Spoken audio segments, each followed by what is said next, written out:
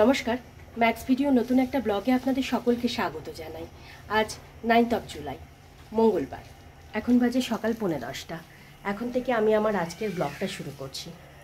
তুলতুলকে সময়ের মধ্যে স্কুলে পৌঁছে দিয়ে ফেরার পথে একটু লঙ্কা আর ফল নিয়ে এই 9:20-25 নাগাদ বাড়ি ফিরলাম।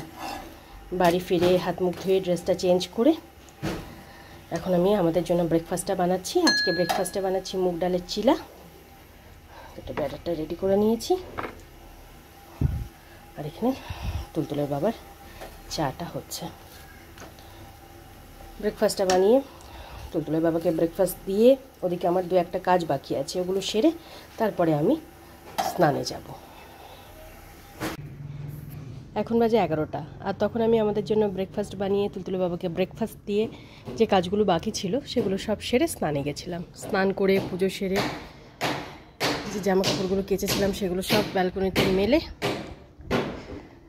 এখানে আমি আমার ব্রেকফাস্টটা নিয়ে নিয়েছি, আর ওদিকে দুপুরে রান্নাটাও বসিয়ে দিয়েছি। এখন ডালটা সেদ্ধ হচ্ছে, ডালটা সেদ্ধ হতে হতে আমি ওদিকে ব্রেকফাস্টটা সেরে নেব।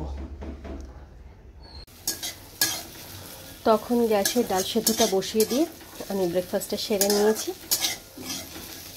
ব্রেকফাস্ট করতে করতে এদিকে ডালটাও সেদ্ধ হয়ে গেছিলো। ডালটা নামিয়ে রেখে এদিকে ভাতটা বসিয়ে দিয়েছি। ভাতের মধ্যে তুলতুলের জন্য একটা আলু আর ডিম সেদ্ধ দিয়ে দিয়েছি, আর এখানে করলা ভাজা হচ্ছে, আর বড়ি দিয়ে আলু বরবটির একটা তরকারি করব, তাই আলু বরবটি এগুলো কেটে রেখেছি। উচ্ছে ভাজাটা হয়ে গেলে তারপর ডালটা ফোড়ন দেব। এখন বাজে 11:50, আর এদিকে আমার দুপুরে রান্নাবান্না প্রায় কমপ্লিট। ক্যাসারোলে আছে ভাত, ভাতের মধ্যে তুলতুলের জন্য একটা আলু আর ডিম সেদ্ধ দেওয়া আছে। এখানে আছে করলা ভাজা, তুলতুলের জন্য লাউ দিয়ে মুসুরির ডাল, আর বরবটি আলু বড়ি দিয়ে একটা তরকারি, আর এখানে তুলতুলের বাবার জন্য ওই শুকনো লঙ্কা আর জিরে ফোড়ন দিয়ে লাউ দিয়ে মুসুরির ডাল। আর আমার জন্য রুটি করব, তাই আটাটা মেখে রেখেছি। তুলতুলকে স্কুল থেকে নিয়ে আসার পরে আমি রুটিটা বানিয়ে নেব। আর এখন আমি রেডি হয়ে যাব তুলতুলকে স্কুল থেকে আনতে।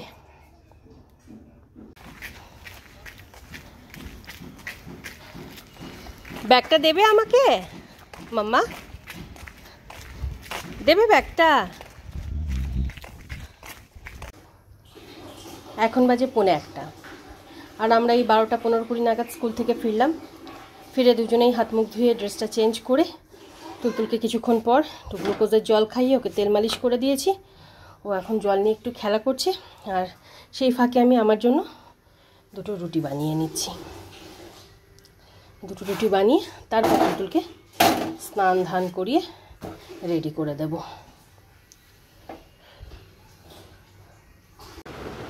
তখন আমার জন্য রুটি দুটো বানিয়ে তুলতুলকে স্নান ধান করিয়ে রেডি করে দিয়ে ওদিকে গ্যাস ওভেন রান্নাঘর এগুলো সব ধুয়ে মুছে পরিষ্কার করে এখানে তুলতুলের জন্য খাবারটা বেড়ে নিয়েছি। ভাত, লাউ দিয়ে মুসুরির ডাল, আলু সেদ্ধ আর একটা ডিম সেদ্ধ। এখন বাজে 2:35, আর তখন তুলতুলকে লাঞ্চ করিয়ে হাত মুখটা ধুয়ে দেওয়ার পর ও কিছুক্ষণ বসে একটু টিভি দেখছিল, আর সেই ফাঁকে তুলতুলের বাবা আর ধানিকে খাবারটা বেড়ে দিয়ে তারপরে তুলতুলকে ঘুম পাড়ানোর জন্য বেডে নিয়ে গেলাম। আজকে 2টোর মধ্যে তুলতুল ঘুমিয়ে পড়েছে। ওকে ঘুম পাড়িয়ে এদিকের আমার প্রতিদিনের যে সমস্ত কাজকর্মগুলো থাকে সেগুলো সব সেরে নিয়েছি, আর এখানে আমি আমার খাবারটা বেড়ে নিচ্ছি। পর কিন্তু কিভাবে পড়েছে কাল সেটা এত বোঝা যাচ্ছে, আজকে বেশি ভালো করে বোঝা যাচ্ছে। দেখি, দেখতে দেয় না, সবচেয়ে বড় কথা, ছুতে দেবে না, দেখতে দেবে না। গুড ইভিনিং, এখন বাজে 6:15, আর দিদি এই 15-20 মিনিট আগেই কাজকর্ম সেরে বাড়ি গেল। আর আমি এদিকে টুকিটাকি কাজকর্ম সব সারছি। তুলতুলকে ওই 4:45 নাগাদ একটু ফল খাইয়ে দিয়েছিলাম, আর এখন ওর জন্য দুধটা গরম করে ঠান্ডা করতে দিয়েছি। ঠান্ডা হতে ভালোই সময় লাগবে। আর আজকে ছিল বিপত্তারিণী পুজো, তো তুলতুলের বড় মা আমাদের দিদি একটু প্রসাদ দিয়ে গেল, আর তার সাথে এই হাতে বাঁধার জন্য ধাগা। এখানে 3টে ধাগা আছে আমাদের 3 জনের জন্য, তবে তুলতুলকে তো বাঁধা যাবে না, তুলতুল সঙ্গে সঙ্গে খুলে ফেলবে। ওই মাথায় ঠেকিয়ে ওর ধাগাটা সরিয়ে রাখতে হবে। এখন বাজে 7:35, আর সন্ধ্যের সমস্ত কাজকর্ম সেরে তুলতুলের বাবাকে চা করে দিয়ে তুলতুলকে দুধটুকু খাইয়ে আমি সন্ধে দিয়ে এই কিছুক্ষণ আগেই উঠলাম। কি তুমি আর কি কি নিয়ে পড়তে বসবে বাবা? বাটি, ঘটি, জলের জায়গা, কিছু তো আর বাকি নেই। কি? হ্যাঁ, গালটার কি অবস্থা, কোথায় যে পড়লি, কোথায় যে লাগলো, কিছু বলতেও পারছিস না। ওপেন ওপেন আয় পড়তে বসবি, আর ওপেন ওপেন করতে হবে না। ওপেন, হ্যাঁ যা ওপেন, হ্যাঁ যা চল। না মুখে দেবে না কিন্তু। হ্যাঁ বাটিতে রেখে দাও, তুলে রেখে দাও বাটিতে, একদম মুখে দেবে না।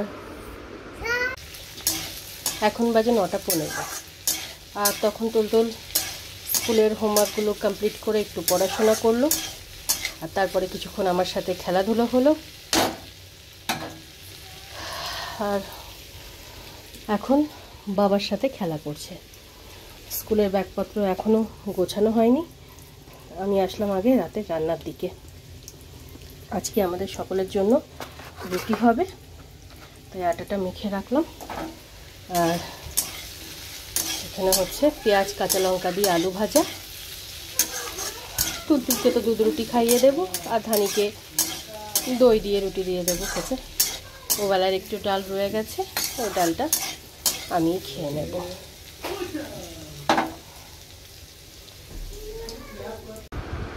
এখন বাজে 11:15, আর তখন আলু ভেজে রুটি কটা বানিয়ে তুলতুল আর ধানি রুটিটা গরম জলে ভিজিয়ে রেখে তুলতুলের বাবাকে খাবারটা বেড়ে দিলাম। আর তার কিছুক্ষণ পর ধানিকে খেতে দিলাম, তুলতুলকে দুধ রুটিটুকু খাইয়ে দিলাম।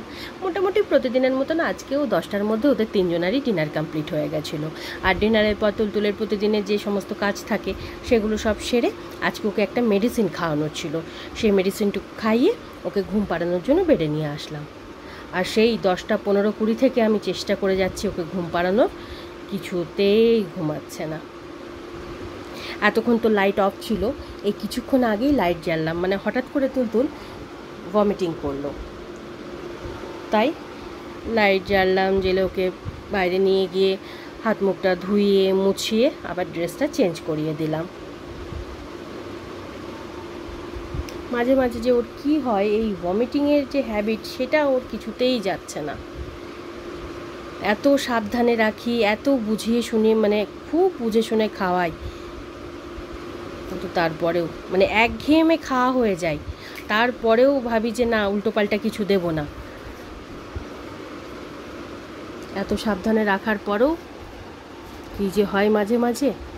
তবে আজকে অতিরিক্ত গরমও পড়েছে।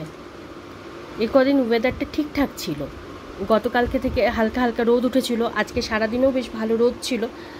গরমটা অস্বাভাবিক পড়েছে। এখানে আসো, নিচে নামো মা, নিচে নামো, পড়ে যাবে বাবা।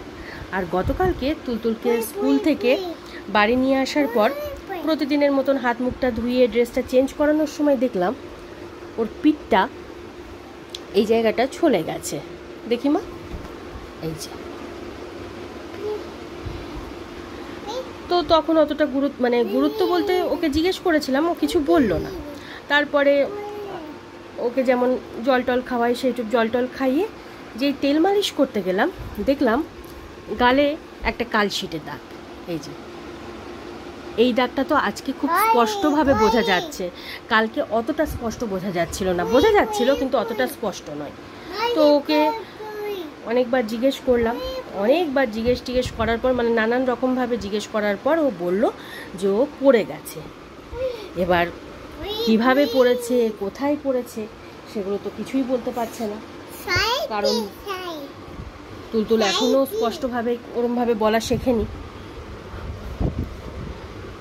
তবে এইটুকু বলতে পারছে পড়ে গেছে। তো আজকে যখন তুলতুলকে স্কুলে পৌঁছাতে গেলাম তখন ম্যামদের জিজ্ঞেস করলাম, মানে একটা ম্যামকেই জিজ্ঞেস করেছিলাম। তো উনি বললেন যে না, সেরকম তো হওয়ার কথা নয়, কারণ ওনাদের তত্ত্বাবধানেই সারাক্ষণ এই 3-3.5 ঘন্টা থাকে। তো গতকালকে সেরকম কোনো ঘটনা ঘটেনি, কিন্তু কিছু তো একটা হয়েছে স্কুলে, যার জন্য মানে পিঠের ওই জায়গাটা চোট লেগেছে, গালে চোট লেগেছে।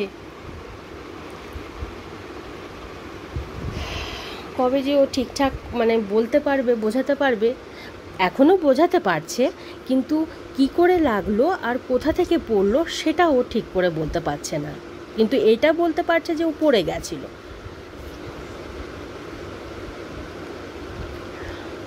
তো কালকে হয়তো তুলতুলের বাবা তুলতুলকে স্কুলে নিয়ে যাবেন, হয়তো যদি শরীরটা ঠিক থাকে, কারণ আজকেও শরীরটা ওনার ঠিক নেই। তো যা মানে যে দুটো আয়া দিদি আছে, তারপর একটা ভাইয়া আছেন যারা ওদের টেক কেয়ার করে, তো ওনাদের একবার জিজ্ঞেস করতে হবে যে কিভাবে পড়লো, কারণ পড়ে গেছে যার জন্য দুটো চোট তো, মানে পিঠে যেহেতু ছলে গেছে তাই বুঝতে পারছি, গালে কালশিটে পড়েছে তাই বুঝতে পারছি, আর যে কোথায় লেগেছে সেটা তো দেখাও যাচ্ছে না, বুঝতেও পারছি না। আর ও এত ছটফট করে যার জন্য ও ভুলেও যায়, ওকে বারবার করে জিজ্ঞেস করা হচ্ছে, তাই ও বলছে পড়ে গেছিলাম। কিন্তু কালকে যখন ড্রেসটা চেঞ্জ করার সময় পিঠে ওই দাগটা দেখলাম, তখন যখন জিজ্ঞেস করেছিলাম ও কিছুই বলল না। এই কিছু সময় মনে হয় যেন বড্ড তাড়াতাড়ি তুলতুলকে স্কুলে দিয়ে ফেললাম, আর কিছুদিন পরে দিলে হয়তো ভালো হতো। কিন্তু স্কুলে দেওয়ার আমার প্রধান কারণ ছিল এই একটাই, যে ও একটু কথা শিখুক, সবার একটা স্কুলের একটা মহল পাক, যে মহলটা বাড়িতে নেই। ওর সমবয়সী বন্ধুবান্ধব থাকবে, একটু খেলাধুলো করবে, সবার সাথে মিশবে। আর এই 3-4 মাসে যথেষ্ট উন্নতিও হয়েছে, অনেক কিছু শিখেছে, অনেক অ্যাক্টিভিটি মানে ও নিজেই করে, ম্যামরাও খুব খুশি, সবই ঠিক আছে। কিন্তু যখন এই সব ঘটনাগুলো ঘটে না, তখন মা হিসাবে মাঝে না মনে হয় হয়তো একটু তাড়াতাড়ি করে ফেললাম ওকে স্কুলে দিতে গিয়ে। দেখা যাক, কালকে যদি তুলতুলের বাবা নিয়ে যায় তো মানে জিজ্ঞেস করবেন উনি, আর না হলে আমি যদি নিয়ে যাই আমি অবশ্যই ওই আয়া দিদি তারপর ভাইয়া ওনাকে একবার জিজ্ঞেস করব যে কিভাবে পড়েছে। কখনো যে ঘরে স্লাইডিংটা আছে সেটা যখন দেখাচ্ছি তখন বলছে হ্যাঁ স্লাইডিং থেকে পড়ে গেছে, কখনো যখন বলছি যে তুই ঝুলাই লেগেছে কি না, তখনও বলছে হ্যাঁ ঝুলা থেকে লেগেছে, মানে ঠিক কি হয়েছে ও বলতে পারছে না, কিন্তু এইটুকু শিওর যে ও পড়ে গেছে। যাই হোক, আজকে জেনি কখন ঘুমাবে কি জানি, আমার ওদিকে সমস্ত কাজ পড়ে আছে, এখনও ডিনার করিনি। মাঝে এক একটা দিন যে কি কাটে কি বলবো। যাই হোক, আজকের ব্লগটা আমি এই পর্যন্তই রাখছি, আজকের ব্লগটা আমি এখানেই শেষ করছি। আমার এই ব্লগটা যদি ভালো লেগে থাকে তাহলে আমার এই চ্যানেলটাকে সাবস্ক্রাইব করে দেওয়ার জন্য বিশেষভাবে অনুরোধ রইল, সাথে লাইক আর শেয়ার করে দেওয়ার জন্য অনুরোধ রইল। সবাই ভালো থাকবেন, বাই অ্যান্ড গুড নাইট।